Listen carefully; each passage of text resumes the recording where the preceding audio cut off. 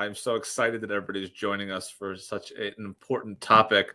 And I'm really excited to bring this to you today. We have a lot of great content packed into this webinar, and we are just going to start going with it.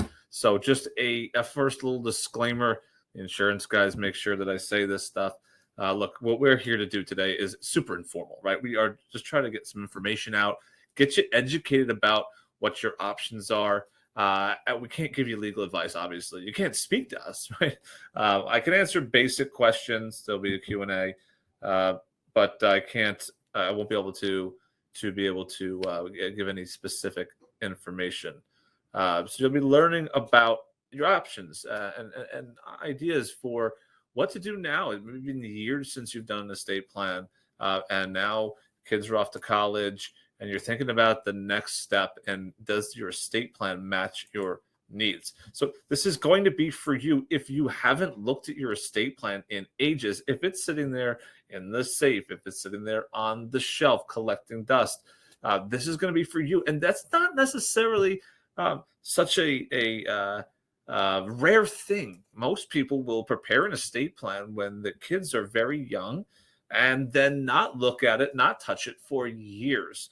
And maybe like you saw this advertisement about this session and it spurred you into coming today to learn about the next steps. And if you choose to update your estate plan, this is very commonly the next time that a person does this. And I say that so that you understand that this is probably not the best thing, but here's the reality, right? You were busy with kids and high school and elementary school and sports, and life gets away. And thankfully, nothing bad happened between that time period for you.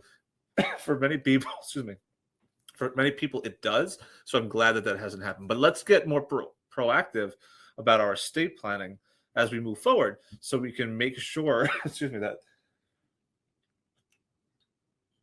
make sure that your estate plan is up to date. So look, I mean, I see a lot of people, this is the case, especially for our empty nesters, that you still have your brother, your sister, your brother-in-law, your sister-in-law named as the key decision maker. And this is often because when you did this estate plan, your objectives were different and your kids were different. They were young and they couldn't be involved in the plan. They couldn't be beneficiaries. Maybe they're trustees. Maybe that you have your brother or sister named as your power of attorney or healthcare agent after your spouse. All perfectly okay things at that time, but now flash forward 20 years, way outdated for what you need. We also, our assets that we've accumulated during that time have often changed significantly. And so now you might be thinking more about protecting your home, protecting your assets that you've acquired, your retirement assets, your stocks, your bonds, your real estate. Now is a great time to start to think about all this effort that you put in to accumulate that money, worked hard, and think about how we can protect that best for your children. And things are often a little bit more complicated at this time in your life. So we want to try to think about the best way to structure the estate plan so that it is easy to deal with, that it is quick to deal with, that it's done with as little time, legal costs, filing fees down the road, and can really be clean and not leave a mess behind for your children and and anybody else that's involved in your estate plan. So what we're going to discover is many people have joint accounts and beneficiaries, and there's a big misunderstanding about how all of those actually work and how that works with your will and how that may work with a trust you might have. So we'll cover exactly how that all fits in. We'll also talk about how you can structure your estate plan to avoid probate. It's not as big of a concern for our first estate plan that you might have done, because there you were worried about just getting a guardian name for the kids and protecting them if something happened to you when you had passed away, or if you had passed away during their being children. But here, now we can start to think about more advanced topics for estate planning. Also, our kids are older now. Maybe they are in college, maybe they've graduated from college, maybe they're getting married, maybe they have children. We'll talk about how you can leave money to your children, how you can protect that money for your children, and make sure that money stays in your family, doesn't get chopped up in divorce, in a death, end up in son-in-law's hands or daughter-in-law's hands, and how it can't get chopped up if they get a judgment. Maybe we have a doctor or a lawyer. There are high judgment issues. So we want to be careful of that, and we can talk about how we can structure our estates to protect money in your family, keep it close to the vest. And the last piece we'll talk about is asset protection. And this is really thinking about how we can make sure that your hard-earned assets aren't wasted through your retirement to get to that point where you leave money for your children. So naturally, the estate plan needs to think about those things, because you can put together the best estate plan in the world. If there's no money left at the end, then you don't have any money to leave behind. So imagine that you could wave a magic wand, right? Everybody just close your eyes and imagine that you can wave a magic wand, and that your hard-earned assets, the ones that you've worked a lifetime for, are protected for your family as they should be. And that you can leave behind the legacy that you desire. This is your family. This is your values. You are one link in a chain of your family for generations in this country and beyond. And you have the ability to impact the next generation and make it so that they're better off, however you define that, right? Better off than you were, so they can continue to carry the torch into the future for your family. You get to choose your beneficiaries instead of leaving these key decisions up to the state of New York. The state would make decisions for you if you don't take control over this. And we can keep the state out of your business, right? Out of your family affairs. So important. That's what we're going to learn today. I'm going to tell you a little bit here about how we cleaned up a huge estate planning mess and how you can see how complicated this stuff can be. Joe and Jane, okay, I've removed everybody's actual names from this, so we don't, you don't know who we're talking about, but Joe and Jane, right? Joe and Jane had wills, and they wanted to leave all their money to their 3 children. Like you, they may have done that will when they were new parents, 25, 35, whatever age that might be. One child had died, okay? And now Joe and Jane changed their wills to leave their money to their surviving 2 children. They wanted this money to go to their surviving 2 children. Instead of 3 shares, they wanted to leave 2 shares behind, and the 2 shares be split equally among their surviving children. But their retirement account had this deceased child's share going to their children, so their grandchildren, right? So this child who had passed away had left behind a newborn. And this retirement account beneficiary designation said that the share belonging to the child who passed away would go to the surviving, to the grandchild, the child belonging to that predeceased child. That is different than what they did in their will. And here's the thing. Joe and Jane thought that they had done all they needed to do. They thought that, hey, we did the responsible thing. We updated our will to leave the money to our 2 children. But what they didn't know was the relationship between beneficiary designations on the IRA and the estate and the will. And we'll talk a little bit about how this all works, but but this meant in this scenario for them was that their retirement account, even though they changed their will, was going to this grandchild. So they came to us for an estate planning review, and we caught that error. And the only way we caught that error was by sitting with them and reviewing their estate plan, reviewing the assets they had, and reviewing the wishes that they had and what they wanted to accomplish, or what they had a vision for their legacy. And when we had that conversation with them, we were able to see that there was a mismatch. Okay, there's a mismatch between with what they thought they were doing and what their estate plan really had. And this is because they thought that their will took care of it all. And when they got that will updated, they asked for a new will. That's what they asked the lawyer who did that will to do. And that lawyer did a perfectly valid good will. But they didn't engage in estate planning. And we'll talk about how a will is just a tool that is part of your estate plan. But an estate plan is the planning process that goes into making sure the tools that you use accomplish the outcome, the goals, the wishes that you particularly want, right? This is different from each individual client. So thankfully, because we did that review and we were able to catch that, we were able to update the estate plan to stop money from going to that minor grandchild, which would have been a huge problem because there would have needed to be a guardianship proceeding, a court action, and money would have been tied up in a court supervised account for the until that child became 18, and then that child would have received all of that money at the age of 18, which is not at all what Joe and Jane wanted. They wanted to hold the money back a little bit, and we'll talk about that, in a trust for their grandchild. Now, before we continue, let me just tell you a little bit about who I am that's talking to you today. My name is Jay Sheryll.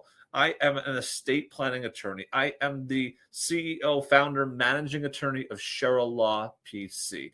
We are a premier estate planning, elder law, and trust and estates law firm. We are located in Riverhead, New York, and we service clients all over Long Island, including Eastern Suffolk County. Now, I didn't have grand designs of wanting to be a lawyer when I was a kid. I don't even know what I wanted to do. I didn't even know I wanted to go to law school until later on. But this is me and my wife when we were younger. And we are here in this picture. We are in a wedding together. And it makes me think, and the reason why I include this in all of my presentations to everybody is because this is what life's about, right? This is the happy times. There's ups and downs, there's bumps and bruises, but they're really great happy times. Times that put people together, that change the course of history, okay? And you can help support them by putting those pieces that you think will change your family's history in the forefront. This wedding, right, is one of those periods of time. And I met my wife there. We hadn't known each other. My families were friends, but that put us together in the same room, and we remained friends. We remained pen pals throughout the years while we were younger. And then I had asked her out a lot of times, and eventually she said yes to me. This is us at 21. This brings us more towards the time when I decided I wanted to be a lawyer. I was 21 here, and I was working for the Southfield Town Police Department writing tickets. Now, that was a pretty tough job. You get a pretty thick skin doing it when you're writing someone a ticket and they're running off the beach trying to stop you. Meanwhile, they're parked right in front of a sign that says they need to have a permit. I'm just there to enforce the laws, right? But that was fun. But I started studying at college again at that time, and I started studying law. And it was the first time after all my years of college at that point that I had really found something that was easy for me to engage with. I would study for hours and it felt like minutes. And so I just really went down that route. I just followed the passion. I never really had designed to be a lawyer, and I just went down that route and looked up one day, and there I was. I was a lawyer. But my wife and I, we got married, and this is what brings me to the practice that I have today that you are speaking with me about. You see it on the bottom corner there, Sheryll Law PC, and how we help people. But this was the same thing. We were able to do this with help from our ancestors and the money that they left behind. And so this is more of a reason why I wanted to continue to help people that was more than just preparing wills. I never wanted to be a will preparer. I wanted to help people plan for their estates. And I had been doing it for a law firm, but the law firm I was working for did not get that. They wanted me to just prepare wills, like the guy who helped out Joe and Jane. Like, the person just called about a will. Here's a quote for a will. Do a will. Done. Like, transactional. This is what you wanted. This is what we did. And I wanted to become more advisory. So this is my daughter. Things really changed when she was born. I became a father. This was number one. Got me really thinking about it. Number two came, though, and I hadn't taken action because, like you're sitting here today after you haven't taken a look at your estate plan because life gets in the way. And I get that. I didn't take action back then either. My second daughter was born, though, and she was born premature. And I saw how fragile life was and how quickly your outlook on life, the issues that are in before your life, the values you have, what's priorities can all shift, come to a screeching halt in a moment's notice. And so when she came home from the hospital, that's when I made the commitment to quitting that job and starting this law firm. And that was the best decision I ever made. And this is thus today, or last October, Lily, who you saw in the picture before, is that beauty standing right there in the front. But so as I've been through this and helping so many families do what we help them do. I mean, we're in the business of helping people plan their estates, protect their legacy, and preserve assets for their family. I have noticed and seen just how complicated the laws are, and how either an attorney who just does a transactional legal service for you or yourselves, not knowing them can be such a huge disadvantage, because you lose the opportunity to accomplish your goals and your desires. And instead, through forms or templates, or just not asking the right questions, things are putting in front of you that don't actually help you in the way that you think that they do.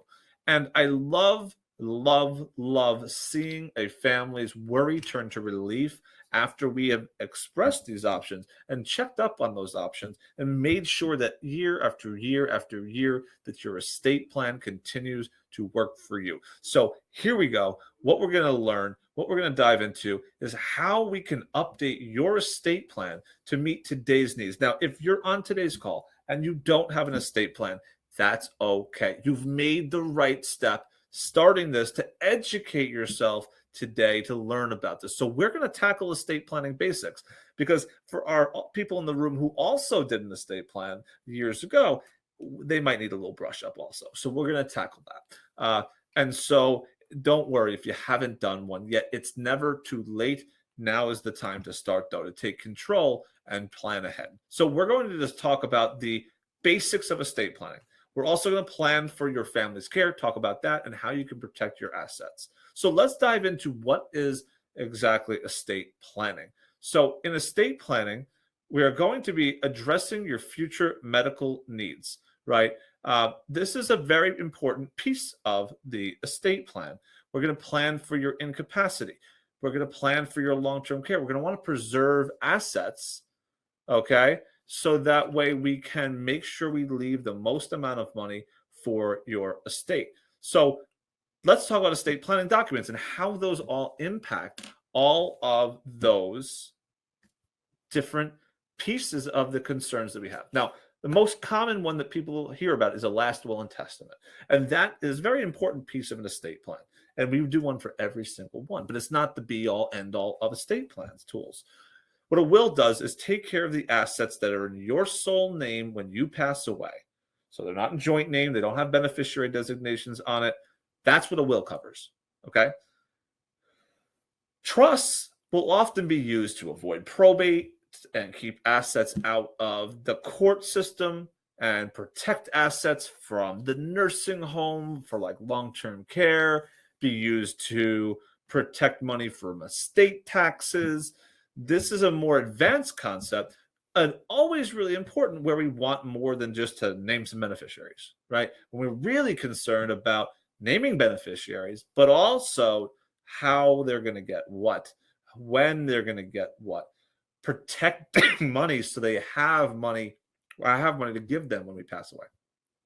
That's where trusts can really be important. And they can also be very important avoiding probate and keeping this out of the court's hands. So that's the will and trust. And for the most part, those are dealing with what happens when you die, right? But an overlooked important part of estate planning is what happens while you're alive. So like I said, planning for your medical needs, planning for your incapacity. And that's where a power of attorney, healthcare proxy, a HIPAA appointment, and a living will can really come in handy. And what these do is avoid the need for a guardianship proceeding. This helps avoid the need to have a court involved in your affairs while you're alive. A power of attorney does this for financial decisions and financial management. And spouses in New York cannot do that on behalf of the other spouse without a power of attorney or a guardianship proceeding.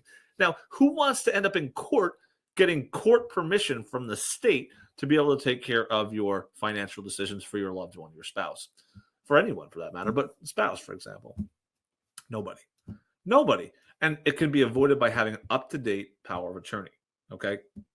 Comprehensive power of attorney also, because they're not all created the same. Actually, one of those really, really sad areas, because we see it all the time the forms that you can download online just don't give you enough power to be able to get what you need done. So people will sign these things from online, and they're not worth their salt when it comes to what we need to do from an estate plan perspective. They can work from a very limited perspective. So that's where an estate plan review can help catch some of those things and can grade a power of attorney for you. Healthcare proxy takes care of healthcare decisions. Again, avoiding the need to have a guardian appointed, to have a court appointed, a person making your healthcare decisions for you. HIPAA allows access to the confidential medical information that you have, right? So that's really important. You want your healthcare agents to be able to make informed decisions and have access to the medical information. And a living will is very often confused with a last will and testament, but what a living will does is talks about what happens when you are in an end of life scenario where you don't want to be kept alive artificially by machines, artificial nutrition, mechanical respiration. You don't want that. You are expressing your wishes about that. If you don't want that treatment if it's only going to prolong the dying process. So you would think of it like kind of like pull the plugs. If I'm in a coma, I have no chance of recovery.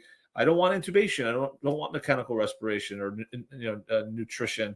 I just want morphine. Give me pain relief. Let me die comfortably and in a way that makes me comfortable and my family comfortable. So now that we talked about the basics of a estate plan, that really rounds out the core. If you're talking about the core estate plan, if you've never done one, it should be a will, power of attorney, healthcare proxy, living will, and the HIPAA.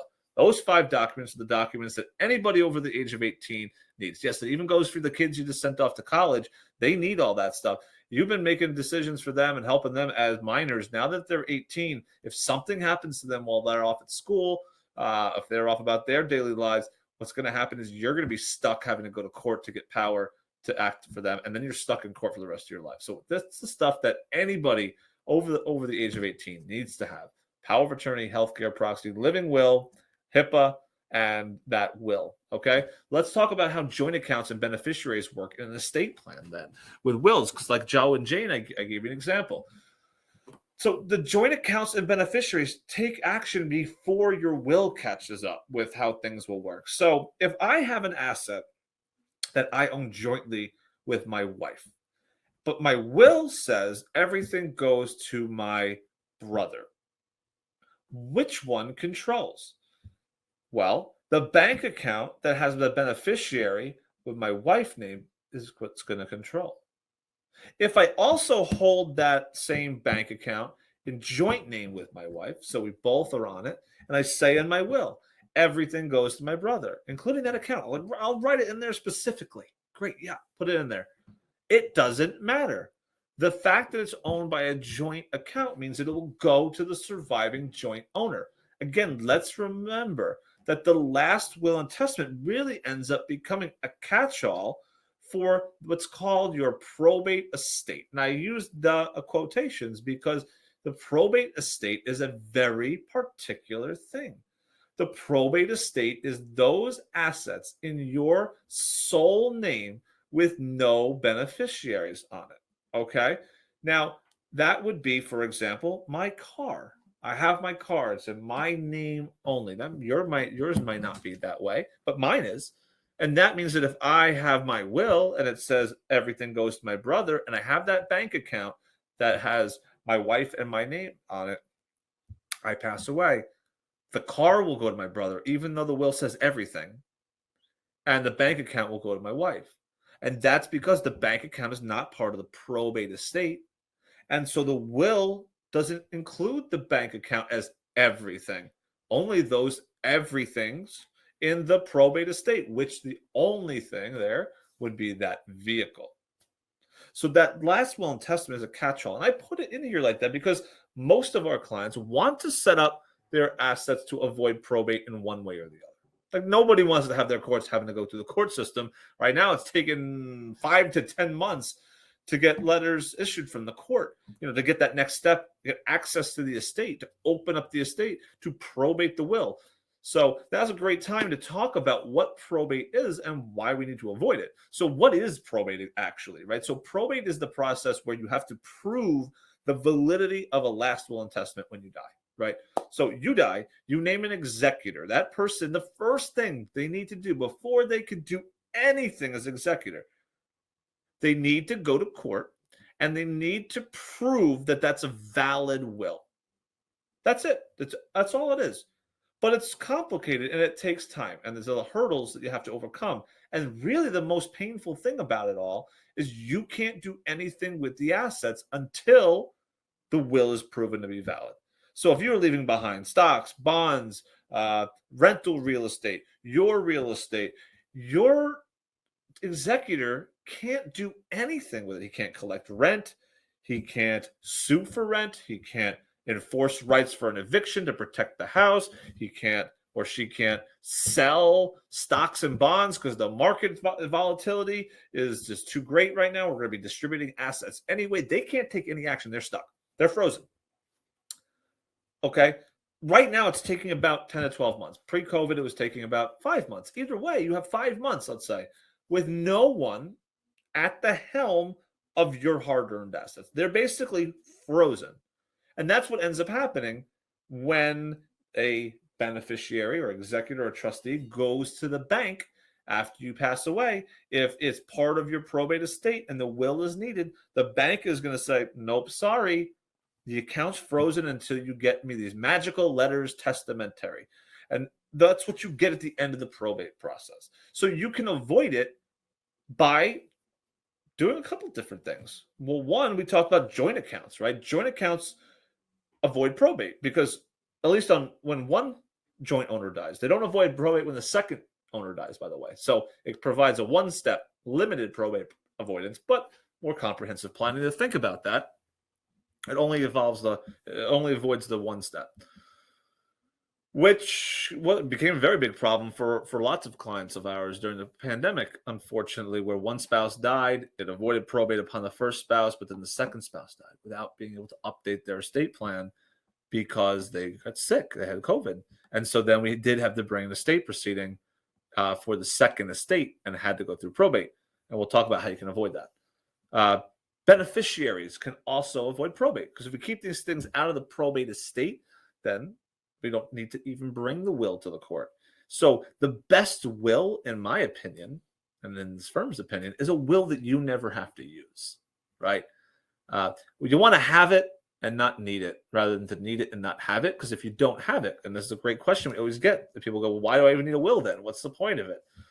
Well, if you don't have a will and there ends up being a probate estate, because that happens, whether it's accidentally, like the scenario I talked about before, or required for some other planning purposes or tax purposes, and it has to go through the estate, and there's no will, the state of New York actually picks your beneficiaries.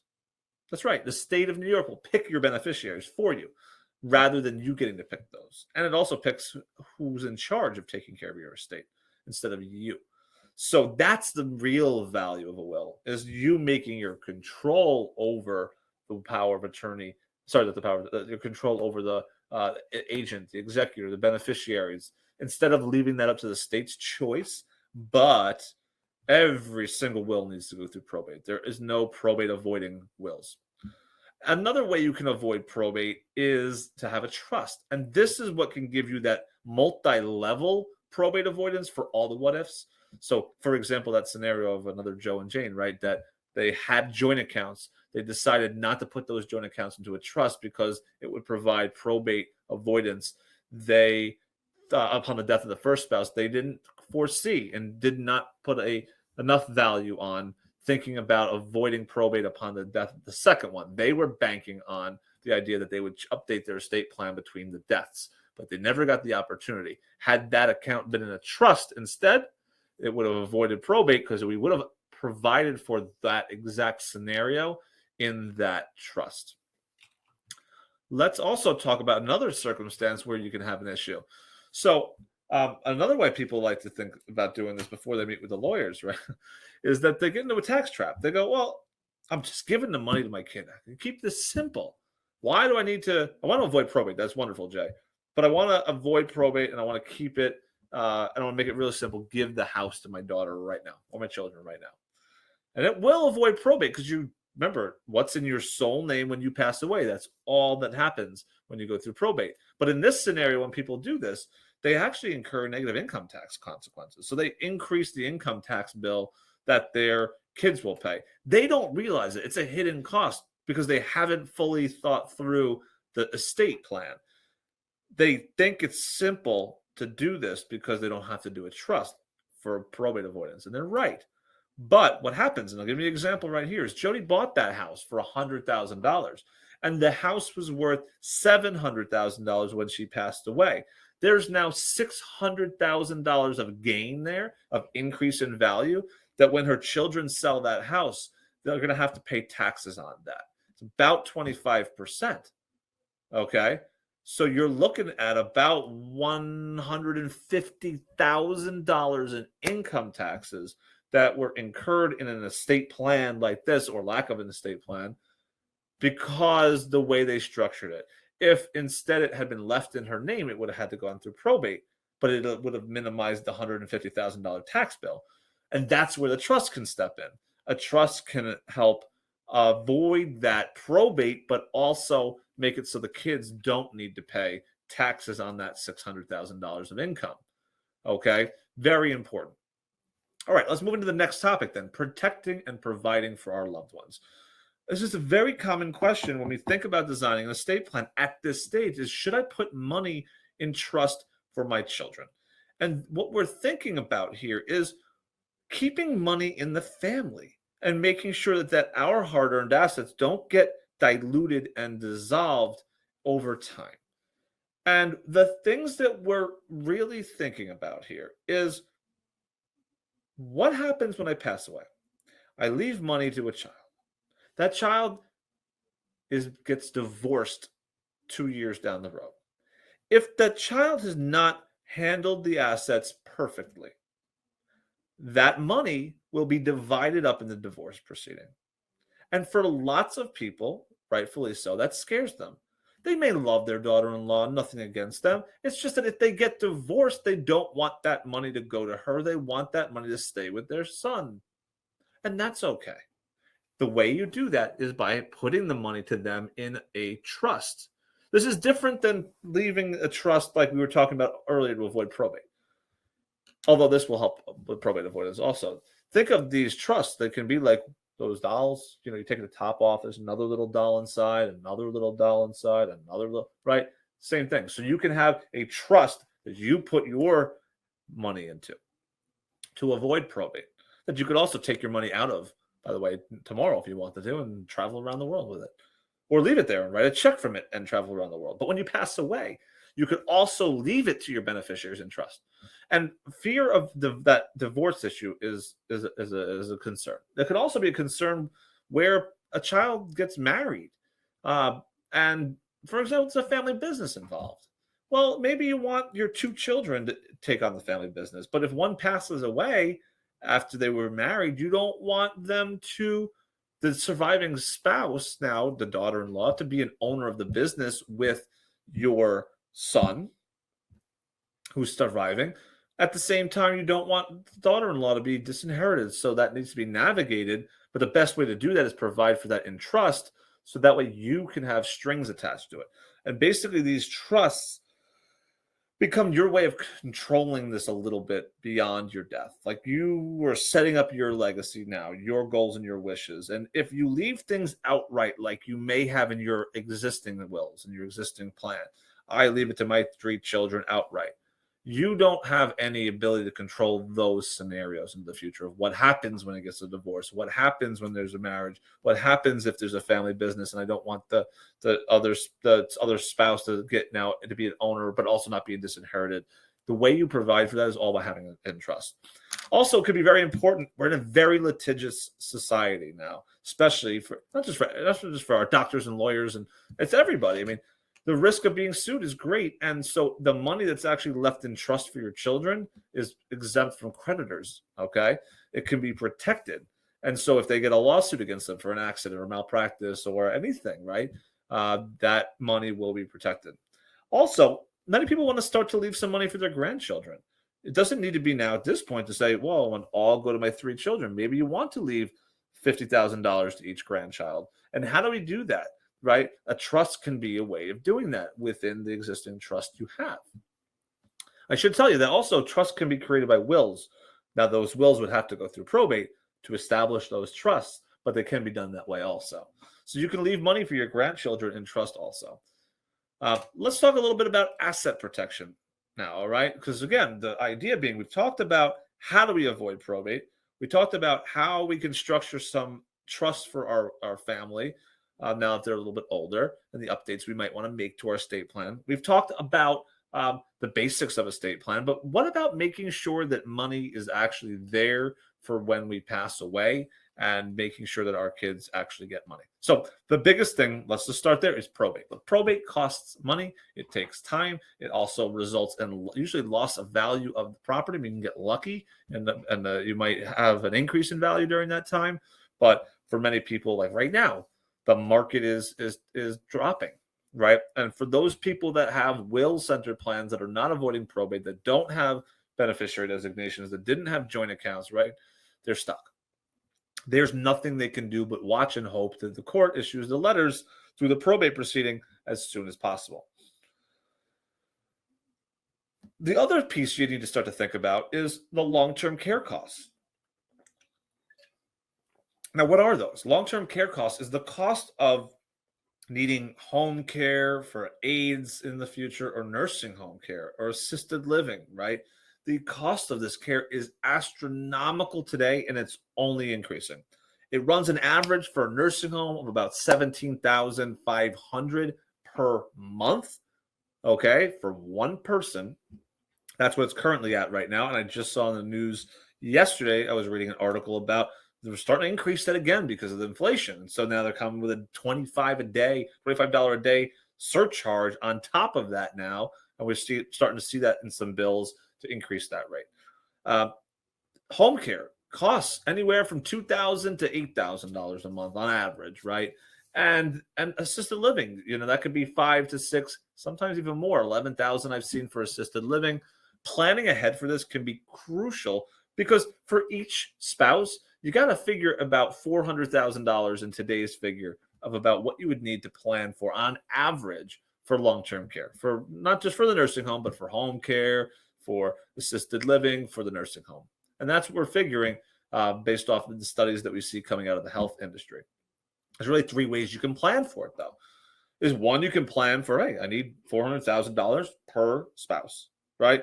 Where's it going to come from? Well, it can come from the assets you have. Okay, you don't. That's a perfectly fine option if you've planned for it, right? As long as you have that plan. It could also be paid from income. Maybe your plan is to sit with a financial advisor and come up with a plan that, hey, I need to have this money, so if we need this, that we are prepared. Maybe it could be paid from income, from dividends, stocks, securities, or rental income. You could plan ahead for it. Another way that people commonly plan for it is with life insurance policies. Okay, they plan for it because you can actually buy a life insurance policy with a long-term care rider on it that will allow you to get coverage of that care. The nice thing about it is that you're leveraging your dollar. Instead of, like, if you were to invest your money and plan to save for it, you're going to pay $1 for $1's worth of care, right? You give $1, you get $1 worth of care. But if you do the insurance type option, that you might get 25 cents, right?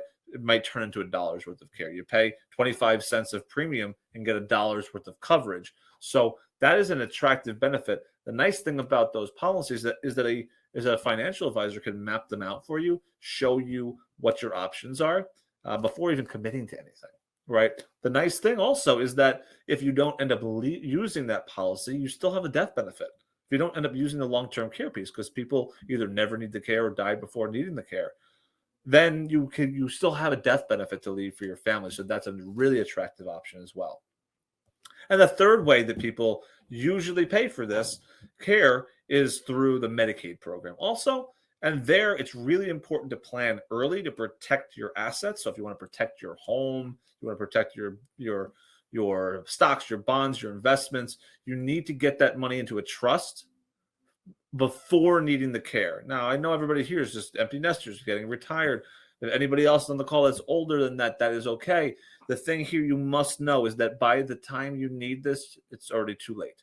So you got to plan early. And what I mean by that is, and maybe some of you have been through this with parents, there is a 5-year look back period for nursing home care, meaning that you need to gift assets out to this trust to protect your assets 5 years before needing the care. If you wait too late, it's not going to work anymore. And home care for home health aides is increasing to a 2.5 year look back period in the near future. So we're getting ahead of that by making gifts out now. And that is an important piece. So if we had a crystal ball, you could wait, but we don't have the crystal ball. We don't know when you need the care. We've seen clients in their 60s in skilled nursing facilities because of early onset dementia or a stroke or some other mental health issues. But we've also seen 90 years old, not even need it. So you don't know, neither do I. Anybody that told you any different will be fooling you. But it's more thinking about, from a planning perspective, being prepared, right? And needing this and having what you need in place rather than not having it and needing it, right? And then it's often too late. Another piece of asset protection we're worried about is reducing income taxes. So any estate planning moves that you make need to be done thinking about income taxes, because it makes no sense to protect assets for long-term care, avoid probate, if we're only going to increase the income tax liability that the family is going to pay. Look, we already pay enough in taxes. You pay taxes when you make money. You pay taxes when you spend money. You pay taxes when you move these things around, all right, without thinking about the income taxes. You could incur taxes there. And you'll see in the next point, we also pay taxes when we die. They're called estate taxes. So we want to think about minimizing estate taxes. Now, estate taxes are all over the place, right? And they're a little tricky. There's a New York State estate tax. There's a federal estate tax. There's the amount of money you can leave tax-free before you incur any income or any estate taxes.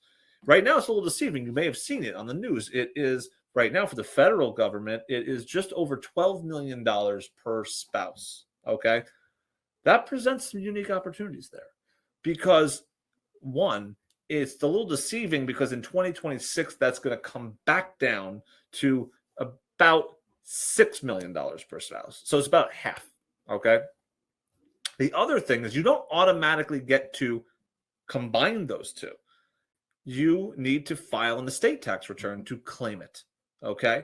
And that presents some unique opportunities for people where this heightened exemption is. If you have a spouse that passed away, if you are widowed, you're on this call us. We need to talk about an estate tax return and how that can help you claim this $12 million exemption while it's still here, because it will go away. And there was talk last year, it will renew if the Democrats win in the fall. There will be always this talk, right, about reducing the estate tax exemptions, even more than they're already going to reduce automatically in 2026. So you want to claim that, okay? So we got to think about filing an estate tax return, even though you don't owe estate taxes. And that's why someone may not have had this conversation with you. The other piece of it is New York State. Now, there's also New York State estate taxes. There, the exemption is already half. It's at $6 million per spouse, and you don't get to share it, not even if we file an estate tax return. So we need to structure the estate plan in a way that maximizes and uses the first spouse to pass away's exemption. We don't want to waste it. And that's really important for that client that's on this call that has $7 million in assets. They would have an estate tax problem for New York State that could be easily avoidable, reducing a $800,000 tax bill down to zero by just knowing that they have the problem and planning ahead for it. So now look, let's imagine that you can wave that magic wand and your estate plan was up to date, right? Because it's sitting there collecting dust. It's old, or if you don't have one, we're going to get one in place. And you could leave the legacy that you desire. We're going to choose your beneficiaries instead of the state. You're going to protect your hard-earned assets for your family. And so that your estate plan works for you instead of working against you.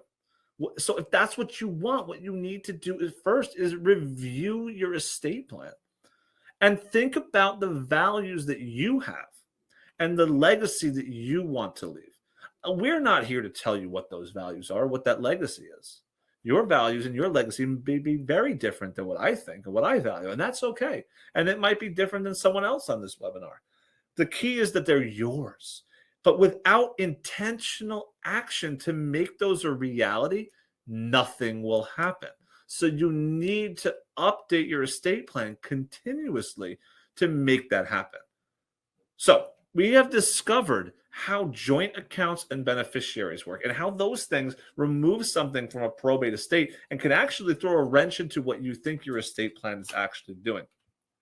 Well, we talked about what probate is and how you can avoid it, and how to protect and provide for your children in a meaningful way that protects the money for your family, not letting it leak out. Okay. And we also talked about how we can use the estate planning process to provide asset protection to make sure that we don't waste all of our assets unnecessarily when we pass away or by the time we pass away. But notice I didn't tell you don't spend your money, right? It's your money. If you want to go spend it and go on vacations and buy homes for your children and travel the world, you should do it 100%. That's what you value. But we shouldn't unnecessarily waste it for probate expenses, court fees, guardianship court, surrogates court, taxes, income taxes, estate taxes. That stuff's no fun. We can plan ahead for that. So if you get one thing from today's webinar, because I know we talked about a lot, it's this: that estate planning is an ongoing process. It is outdated the day you sign it, right? Because every day that goes by, there are things that are changing in your lives. There are things that are changing in the world. There are things that are changing in the law that either help your estate plan with opportunities that you can seize, or hurt your estate plan that if you don't do anything, it's silently going to mess everything up because you didn't even know about it. That doesn't mean you need to worry about this every single day, but you should have a more proactive, consistent, repeatable way of reviewing your estate plan. And we'd like to think about every year, just to review it and think it and check our things and see what's happened: life, births, deaths, marriages, divorces, asset changes, sales, purchases, all of that stuff, legal changes, once a year. Now, it may be a very long time since any of you have reviewed your estate plan. So what I want to offer to the attendees of this webinar is a complimentary estate plan review. Okay, this is for you if you have a family, you've worked hard for your money, and you want to be prepared for this. You want to be prepared for probate and asset protection and want to protect this money for your family. And what this will be is a 20-minute virtual meeting where we will review your existing estate plan and we'll score it for you. We'll score its strengths and weaknesses and match those against your desired legacy. So you'll know how this matches up against what you want. Because like I told you before about reviewing an estate plan, sometimes there's nothing that needs to be done. Often there isn't. The key is that you know it, and then you'll know that at the end of this meeting. If you don't have an estate plan, we're going to score that, right? No, that's going to be very important that we get an estate plan in place, and we'll show you on that call how we can get that done. We'll still want to discuss your desired legacy to see how that estate plan should be and how that should match your goals and your wishes and your values. And at the end of that, we can discuss how we can help you implement an estate plan that will effectuate your goals if you have changes that you need to make. At the end of our time together, you will know whether your estate plan meets your needs. You'll be able to, or doesn't meet your needs. You'll be able to see your goals and wishes and have an opportunity for us to have a meaningful conversation about those. And you'll know the gap between where you are today and where you want this to be. And we can then schedule a strategy session to discuss how we can fix your estate plan. Maybe there's nothing to fix and you don't need to continue. But if there is, you'll know whether you want to consider fixing that estate plan to match that gap and close it between the legacy that you have today and the legacy that you have later. And I told you it's completely complimentary for anybody who attended this webinar, okay? So that's no strings attached. I would take that option because you want to know where you're at. So I'm going to leave it open for some Q&A. I'll go ahead and put up our contact information, so how you can go ahead and schedule that call. What you can do is you can go ahead over to this page here. You can call us at 631-506-8440 to schedule that free complimentary review of your estate plan. And what you'll tell them is you're an attendee of this webinar, and we will give that to you complimentary. If you have questions about it, you're not ready to call, email us at info@sheryll-law.com. It's been a pleasure seeing all of you today. It's wonderful to get this information out to everybody to give you an idea of what you need to think about next. The key that I want you to know is that if you don't do anything, nothing will change. And the fact is, the truth about the status of your estate plan, what will happen to your family in the future, is there. It's whether you like it or not, whether you want to give attention to it or not. So I applaud you for giving it attention today, right? And now you got to take action, intentional action, to make sure that what you want is what happens, and that your family is not left with a mess and your assets aren't wasted. If we ignore it, nothing will ever happen. Procrastination is our worst enemy for everything in life. So give us a call. If you have any other questions, you'd like to see more, yet you want more resources, email us. You have a great afternoon and enjoy.